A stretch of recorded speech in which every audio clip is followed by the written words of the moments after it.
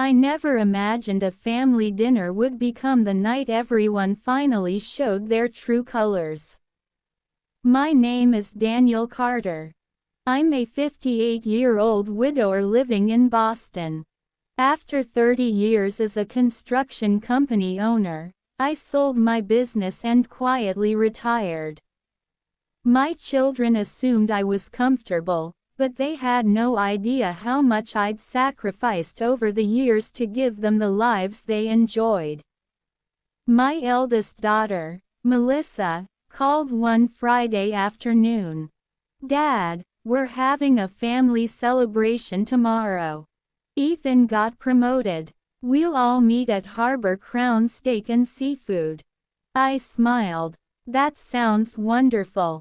She hesitated before adding, "Since you're retired now, it'll be nice if you could treat everyone." The comment stung, but I ignored it. "Let's just enjoy dinner," I replied. The next evening, I arrived 10 minutes early. The restaurant overlooked the harbor, with crystal chandeliers hanging from the ceiling and servers dressed in white gloves. By the time everyone arrived, I noticed something strange. Nobody even asked what I wanted. Instead, my son Ryan grabbed the menu. "We'll take the Grand Atlantic Lobster Tower." The waiter nodded. Ryan continued, "Actually, make that too." Melissa laughed. "And 3 bottles of your most expensive champagne." My daughter-in-law added, "Don't forget the king crab, oysters, caviar, and Wagyu steaks." The waiter kept writing while I silently watched. Within 15 minutes, the table looked more like a royal banquet than a family dinner. Towering lobster platters, golden butter, fresh oysters on ice, imported caviar, steaks worth hundreds of dollars each. Even strangers walking past stopped to stare. I quietly ordered a simple grilled salmon. Ryan looked at me and laughed. "Dad, you're retired now. Live a little." Everyone joined in. I forced a smile. As dinner continued, they joked about expensive vacations, luxury watches, and buying bigger homes. Not once did anyone ask how I was doing. Not once did anyone thank me for paying their college tuition, their weddings, or helping with down payments on their houses. Then dessert arrived. Gold-covered cheesecake, chocolate souffle, rare imported coffee. The waiter placed the leather bill folder neatly in front of me. Without even looking at the total, Melissa pushed it closer. She smiled sweetly. "Go ahead, Dad." Ryan leaned back with crossed arms. "You've got this." I slowly opened the folder.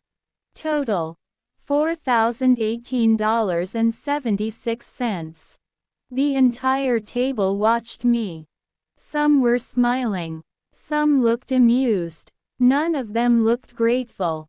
I quietly closed the bill and reached into my jacket pocket. What I placed on the table next made every smile disappear. The table fell silent as I slowly pulled a small envelope from my jacket instead of my wallet. Ryan smirked. "What is that? A bigger credit card?" Melissa laughed.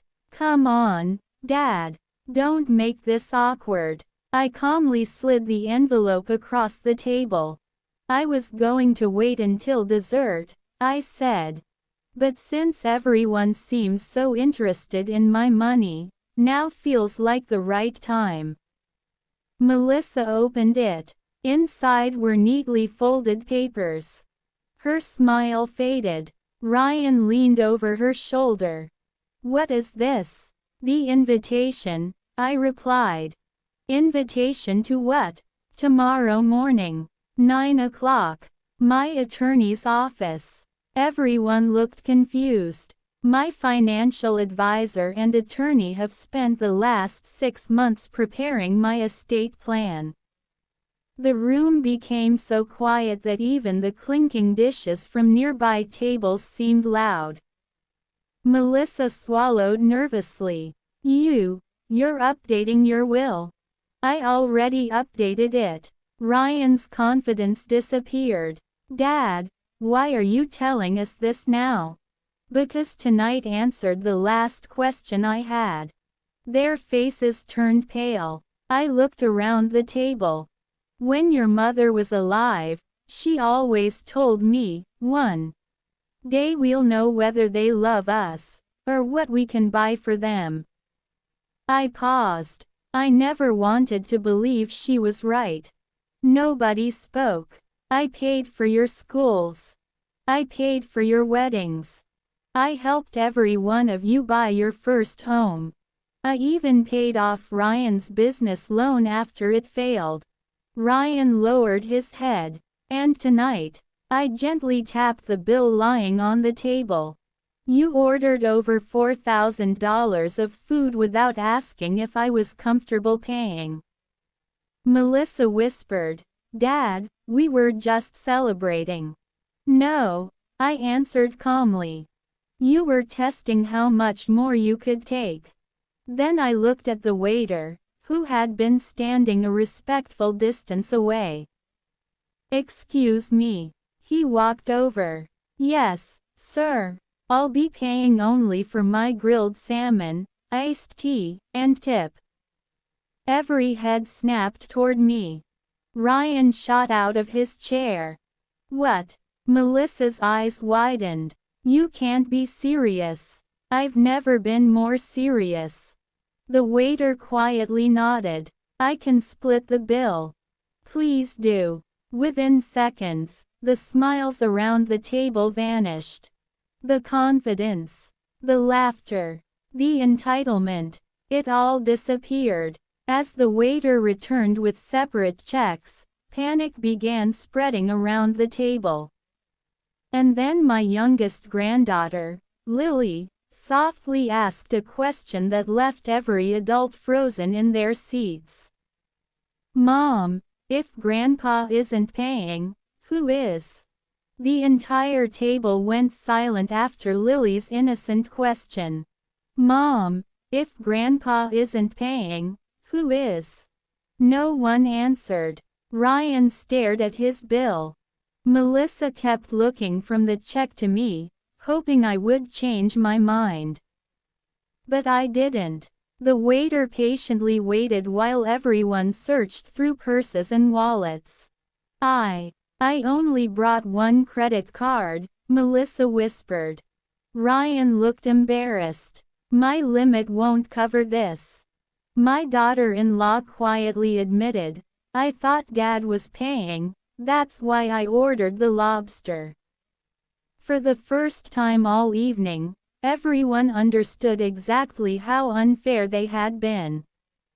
After several declined cards and awkward phone calls to transfer money, they finally managed to pay the entire bill themselves.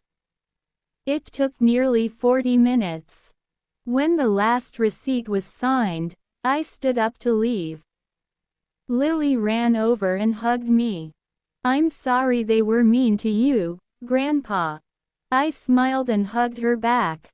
You have nothing to apologize for, sweetheart. Before walking out, I turned to my children one final time. I never cared about the money. I cared that none of you asked if I was okay with spending it. You treated me like a wallet instead of a father. Tears filled Melissa's eyes. Dad, we're sorry. Ryan slowly stood up. I've been selfish. I don't know when I started taking you for granted, but I did. I nodded. Apologies matter. But changed behavior matters more. The next morning, they all arrived at my attorney's office, just as the invitation had requested. My attorney smiled and handed each of them a folder. Inside was a letter I had written. It read, "Everything I own will eventually be divided fairly among my family. But money is never a reward for entitlement. It is a gift that follows love, respect, and responsibility." I hadn't disinherited anyone. Instead, I had created a family trust with one simple condition: no one could pressure, manipulate, or expect money from me. Any major financial gifts would be based on genuine need, responsibility, and mutual respect, not demands. The room was quiet. Melissa wiped away tears. Ryan walked over and hugged me. "I'm sorry, Dad. I forgot that having you in my life is worth far more than anything money can buy." Months later, our family dinners looked very different. Everyone paid for their own meals unless someone genuinely wanted to treat the others. The conversations were warmer. The laughter was real. And every time Lily saw me, she'd smile and say, "Grandpa, this dinner isn't about money, it's about family."